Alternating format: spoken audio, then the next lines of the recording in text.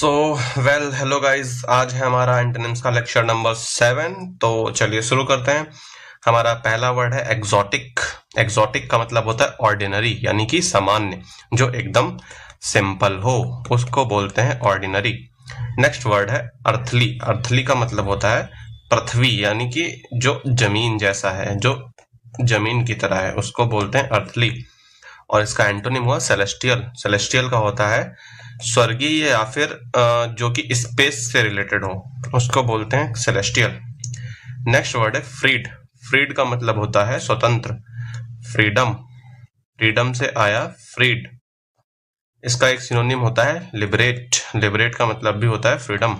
और इसका एंटोनिम है इम्प्रिजेंट। इम्प्रिजेंट का मतलब होता है कैद करना, यानी कि कैप्टिविटी। कैप्टिविटी का मतलब भी होता है कैद करना। नेक्स्ट वर्ड है फ्लॉ।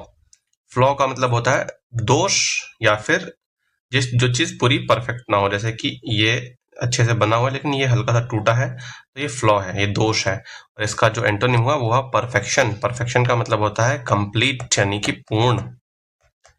नेक्स्ट वर्ड है फेरोसियस। फेरोसियस का मतलब होता है आक्रामक, यानी कि खूंखार, जैसे ये टाइगर खूंखार है। और इसका एंटोनिम हुआ जेंटल। जेंटल का मतलब होता है विनम्र या कोमल, जेनरस,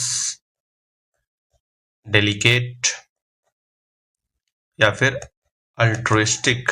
अल्ट्रुइस्टिक, ये तीनों ही जेंटल के सिनोनिम्स हैं। नेक्स्ट वर्ड है फ्यूटाइल। फ्यूटाइल का मतलब होता है व्यर्थ, जो कि यूजलेस हो, जैसे कि पानी बह रहा है ना, ये खराब हो रहा है, तो उसी को बोलते हैं फ्यूटाइल, यानी कि व्यर्थ। और इसका एंटोनिम हुआ प्रोडक्टिव। प्रोडक्टिव का मतलब होता है लाभकारी, यानी कि ईल्ड। नेक्स्ट वर्ड है हमारा, नेक्स्ट वर्ड है फॉर्मिडेबल। फॉर्मिडेबल का मतलब डर पैदा करने वाला, जैसे कि ये इसको देखकर डर पैदा हो सकता है, इसीलिए फॉर्मिडेबल। फॉर्मिडेबल का मतलब होता है डर पैदा करना। और ट्रिवियल का मतलब होता है मामूली, यानी कि तुच्छ, या फिर insignificant. Insignificant, insignificant. Next word है फोरसेक। फोरसेक का मतलब होता है त्यागना, यानी कि छोड़कर चले जाना। और इसका एंटोनिम हुआ रिवर्ट। रिवर्ट का मतलब होता है वापस आना। नेक्स्ट वर्ड है फ्रेल। फ्रेल का मतलब होता है दुर्बल, यानी कि डेलिकेट। और इसका एंटोनिम हुआ रोबस्ट। रोबस्ट का मतलब होता है मजबूत, स्ट्रॉन्ग, या फिर फर्म। नेक्स्ट वर्ड है फ्लेक्सिबल। फ्लेक्सिबल का मतलब होता है लचीला, जैसे कि योगा कर रही है एकदम लचीले तरीके से, उसी में बोलते हैं फ्लेक्सिबल, लचीला। और इसका एक सिनोनिम हुआ सफल।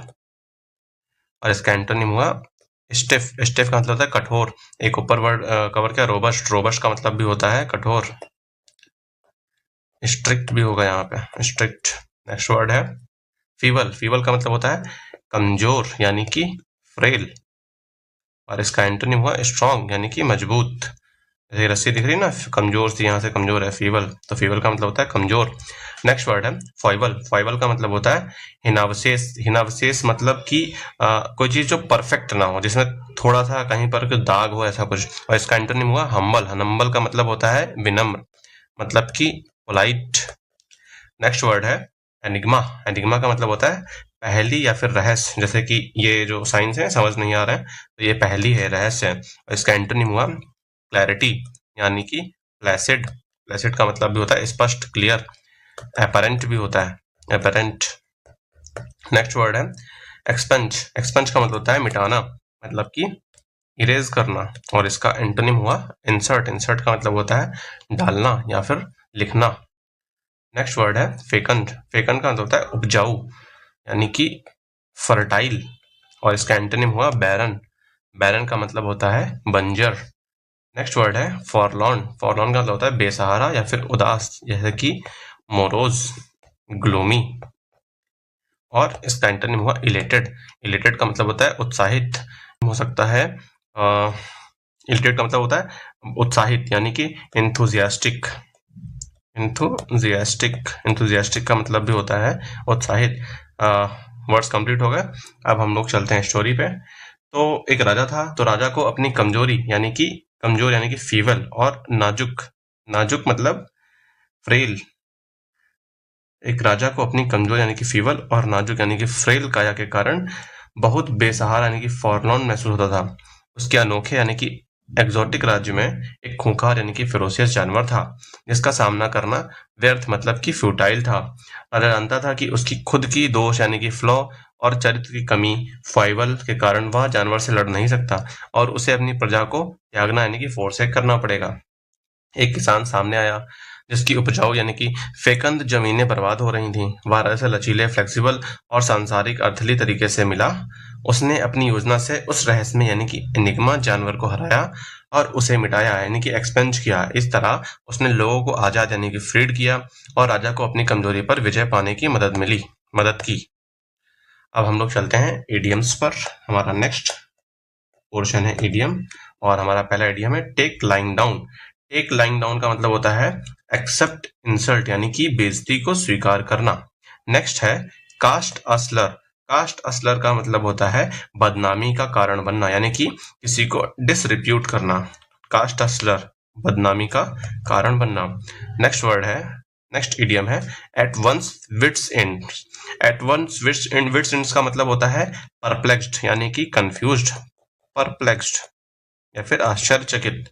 और इसका ये रहा पजल्ड यानी कंफ्यूज या फिर परप्लेक्स्ड, चकित होना।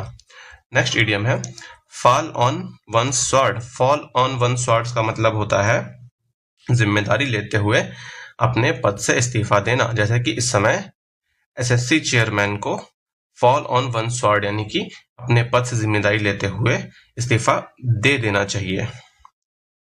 यहाँ पर होगा एज्यूम रिस्पॉन्सिबिलिटी और बिहाफ और blame on behalf of other people.